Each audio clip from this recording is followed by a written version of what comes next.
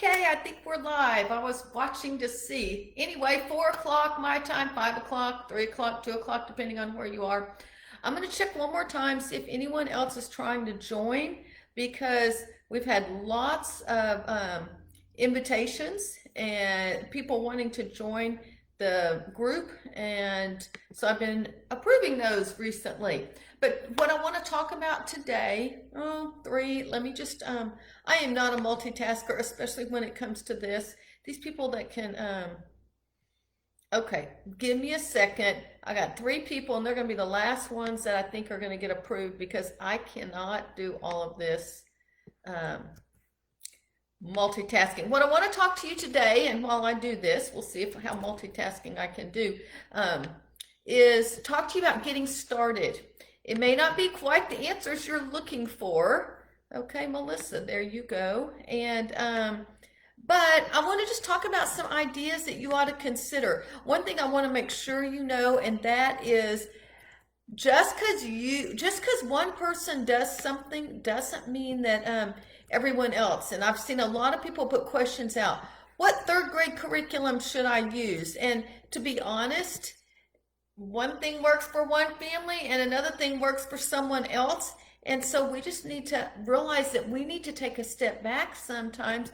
And there's the last one. Here I go, so I can concentrate. And so we need to look at our own family first of all. And if there are comments going down the side, y'all put your names in, tell me you're here. I have no idea where they are, and we'll see if they show up. But I'd love to know that you're here. Maybe just leave your name and tell me how many kids you're going to be homeschooling or where you're from. Okay, let's jump in. I've wasted enough time. So this thing can be a step 1, 2, 3, and then you'll know everything there is to do about homeschooling, because you're going to it's going to take some time. And if you're brand new, you're going to have to sort of get in the rhythm. I'm going to tell you, I homeschooled a lot differently on year 10 than I did on year 1, and I've learned a lot. I actually have a master's in curriculum instruction. You give me a scope and sequence, I can read it up ways and down ways and side to side, and I can tell you exactly what's going on in that curriculum. But what I learned was that wasn't always the best education for my kids. Also, I think it's important that you realize just because you buy something doesn't mean your whole problems are solved. And so we just need to really, like I said, take a step back. And one thing I would like to encourage you is, you know your children better than anyone else does. And so don't necessarily depend on someone else saying, your kids need to learn this in 5th grade and this in 10th grade. I have 2 daughters that didn't like math. Ashley did not finish Algebra 2, and yet she got her college degree in a year and a half. We were flexible, and we just worked with her. Gentry took a half a year off of math, or a year, just to change her attitude around 7th grade. She did fine. She still doesn't like math, but she figured it out. She actually would tutor her friends in college. And I'm not just trying to pick on math, but I want you to know that you can do something differently. Hunter loved math, but I did not start a formal math program with him until he was in about 5th or 6th grade. Does that mean he never used math?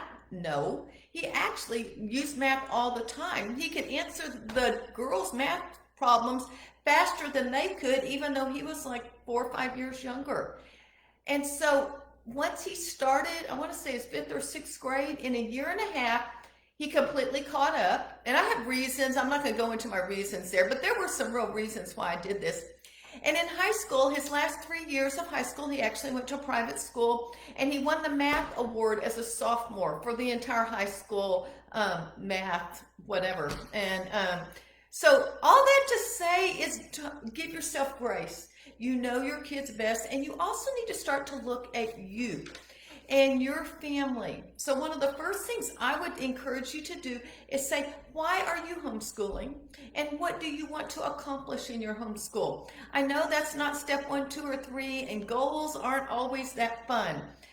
But if you don't know where you're headed, and you don't know the reason you're homeschooling, and you don't know why you're teaching math and science except a checklist, And I'm a checklist person. Let's face it, I like to write things down so I can cross them off. I don't know how you are.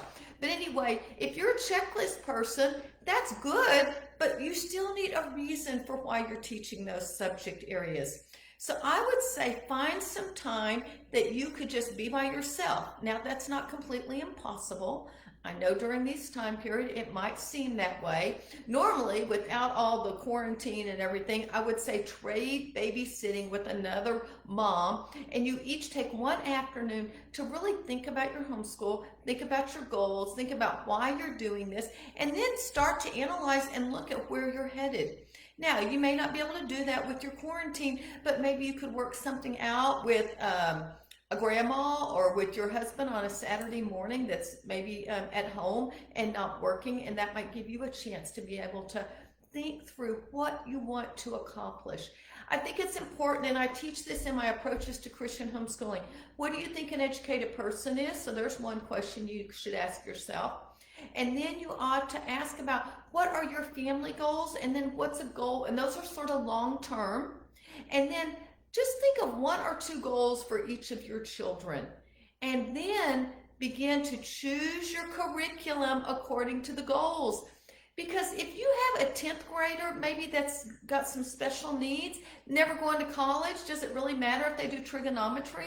No. So you need to look at each child individually. If you have a child that doesn't want to go to college, then start finding out what they want and then start gearing your homeschool towards that. Maybe you have a child that's really struggling in reading. I have a friend whose son, he did not really learn to read till 10. If he was in the public schools, he would have been basically a failure.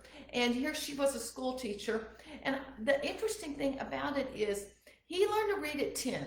My son Hunter learned to read, I don't know, 5 or 6 or whenever you're supposed to learn. When that guy started reading, he took off way past Hunter. And he was mature enough at that time to get going on it.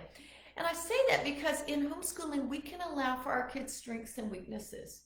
So take a step back, see where you're headed, and find out what you want to accomplish this coming year. I would say if you can just write one family goal in your homeschool and then one goal for each of your kids, that will help you. Because if you're not, one of my goals, let me just say, was my kids could think critically and biblically. I also wanted them to be able to read and to be able to talk about. I wanted to use whole books. And so I used a system that allowed us to do that. I also wanted my kids to love learning. So we did do unit studies. We did fun project activities. We did things that encouraged a love of learning. Those were my goals for my children. And so I chose curriculum, I chose resources. And it doesn't always have to be a curriculum. It could be just a resource that you use as well. So that's one thing. Look at where you're headed. How do you decide what those goals are? Now, I don't know where you are, but I'm a faith-based person. And so I think the most important thing you can do is pray about it. Pray and listen to God. And He will direct your path. He will show you. Trust in the Lord with all your heart and lean not on your own understanding. In all thy ways acknowledge Him, and He will direct your path. He will even direct your homeschool paths, believe it or not. And I truly think that is probably the number one thing you should be spending time doing. Think about this. If you get some time by yourself, spend some time praying about it. Okay.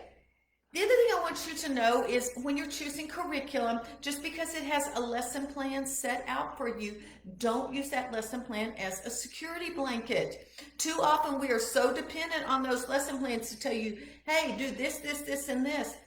And if you have a child that you maybe need to tweak it a little bit, that is good. I see homeschool moms think, I'm going to buy the 3rd grade all in one box, and that's fine if that's what's going to help you. But sometimes we use it as a security blanket and we don't really think about what is necessary. So, you know your child better than anyone else. You need to think about your reason for homeschooling and what are your family goal, one family goal, and one goal for each of your kids to help you choose that curriculum. I think you need to pray and you need to listen to God because He will direct your paths.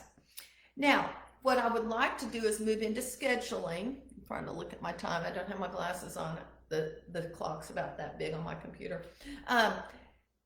that's just some overall ideas. Now, I mean, obviously we could spend an hour talking about this, but I told you this is going to be short. These little Q&As are 10 to 15 minutes to answer your questions. The other question I keep getting is scheduling. How do I schedule? What do I schedule? I'm not going to tell you step by step what to do. I have a blog post that gives our schedule that we use at younger ages and older ages that I think will help you. But here's one tip that I would offer. What is most important to you? And I will pretty much guarantee that whatever is most important to you, you will get done first thing. Our first year of homeschooling, we did math. The kids, that's just what they did. They went in their rooms, we worked on their maths. Then I realized that we weren't always getting our read alouds done. And that was most important academically. Now I say that, our devotion, our family devotions was most important. We did that at breakfast. So if you do it at breakfast, you know it gets done. Otherwise, sometimes if I wait till dinner time, I'm too exhausted to do it, or we were too exhausted. So I would do that first thing. Number 2 was reading aloud. I wanted my kids to love reading. I was not a reader growing up. I dreaded reading. I had become a lover of reading. Just ask my kids. I can tell you all sorts of stories. I used to drag them to half-price books down the street, and they would just go, oh no, but they were too young to leave by themselves. And I mean, I could spend an hour or two in that store. But I decided that I wanted them to love reading. And when I fell asleep at lunchtime reading a book, I thought, I am not being a very good model of a lover of reading. So I began every day of homeschooling, and pretty much most every weekday from there on out, we read out loud first thing in the morning. We actually had something called family time. I'm not going to go into that. I'll also leave a link about our family time, and that way you can just read about it. But our family time was whatever I felt like needed to get done as a family, because it was always the first hour of our homeschooling. 30 minutes of that hour was always spent reading aloud. Now I'm going to give you a little tip on reading aloud, even though that's not what we're talking about. I did not expect my kids to sit like this and sit on the couch and listen to me. Oh my gosh, I would have gone crazy if I were that child. They could draw, they could do anything quiet with their hands. Why? Because I listen better when I'm doing something. I listen very well when I'm driving. I can remember hearing a song or a message or hearing a book read out loud and where I was in the car. And so I thought, I'm going to let my kids do something. Now, one thing we did twice a week is we folded laundry. So I thought, we're going to get something done while we read aloud. So usually the first 10 or 15 minutes, depending on how much laundry we had, they would fold their laundry and then they could do whatever it is they wanted to. They had the sketchbooks, we had Legos, Hunter sometimes was bouncing a ball up and down. But we would read out loud. Sometimes we would listen to a book on audio, sometimes I would read aloud. But that to me was the most important. Now that was for me. What is most important to you? It all goes back to those goals again. Why are you homeschooling? Besides the public schools have all these CDC rules.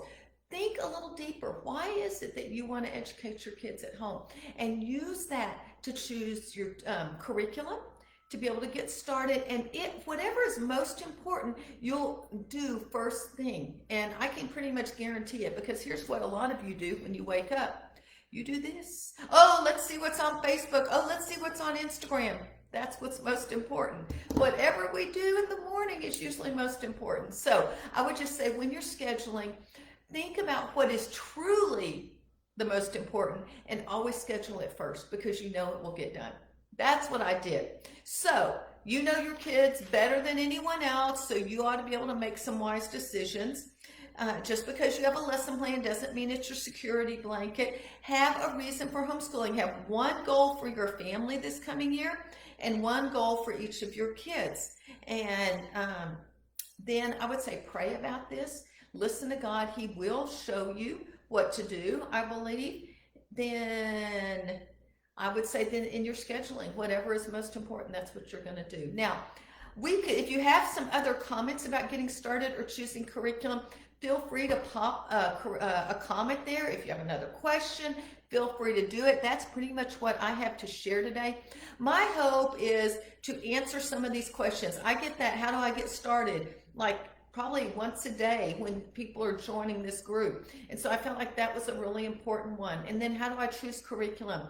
I have some other ones about homeschooling multiple kids, attitudes, and I will just tell you, here's two things I need to leave with you. One, I'm not going to address attitudes in these Q&As because in 2 weeks, I'm going to do a class like I did my How to Think class on yesterday, Tuesday. I'm going to do a class on character building and attitudes. And it will be available at 3 times during that day. And so you can actually get on, and it'll be, I don't know how long it'll be. I haven't even completely created it, but I'm getting that question all the time. The other thing I want to tell you is if you want to relax as a homeschool mom, I would like to encourage you to look at Charlotte Mason.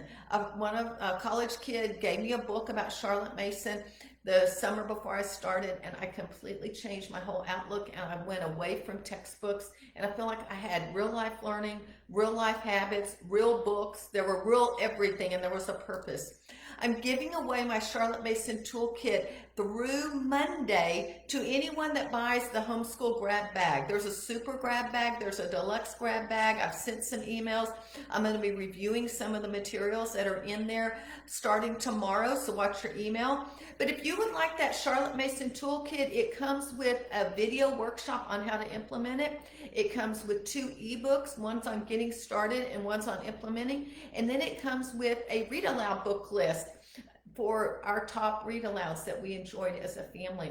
And so that is available. It's regularly at $40. If you buy them individually, you can get it for free. And I'll leave a link below as well. So if I don't have any questions, and I'm guessing those comments would show up if I'm not seeing them, I apologize. Thanks for spending time with me today. I am Carrie Beck with How to Homeschool My Child. Y'all have a great day.